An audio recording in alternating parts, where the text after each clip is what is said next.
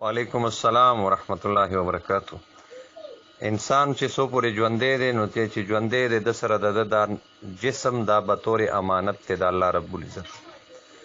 کله دی ژوندی دی دی ځان دپاره استعمالولی شي، خو د وفات نه پس دی دا ډونیټ کولی نه شي، چا دپاره یې وصیت یې نه شي کولی چې زما سترګې چاته ورکوي، زړه مې چاته ورکوي، ګردې ورکوي. دا ناجایز دي، داسې نه شي کولی. وعلیکم السلام ورحمت الله وبرکاتو.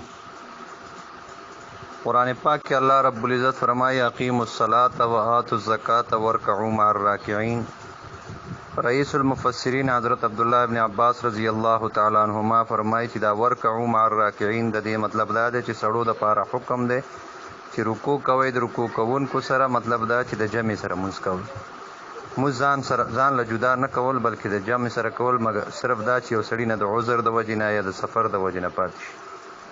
دویم د عبدالله ابن عباس رضی الله عنهما نه چا پوښتنه وکړه چې یو سړی تهجد کوي، نوافل کوي او ډېر نیک کارونه کوي، خو د جمع او د جمعې مونځ ته نه ځي، د هغې په باره کې څه حکم دی؟ عبدالله ابن عباس رضی الله عنهما فرمایل چې دا سړی منافق دی، او دغه روایت شیخ زکریا رحمه الله په فضائل الاعمال کې هم ذکر کړی دی. دا فتوا او دغې سره تعلق ساتي د حکم معلومولو سره، خو دغه مسله شو. خو د چا جاسوسي کول، د چا پسې تجسس کول، هغه پسې ګرځېدل چې د مونځ کړی دی که نه دی کړی، یا د هغه عیبونه راویستل چې دا جمع مونځ نه کوي یا د مونځ سره شاملیږي نه یا د نیکۍ کارونه نه کوي، نو دا د هغې نه عظیمه ګناه ده چې یو سړی ځان له جمع نه کوي. خیر دی، خو د هغه عیب جویي کول، د هغې عیبونه راویستل الله رب العزت د دې نه منع فرمایلی ده.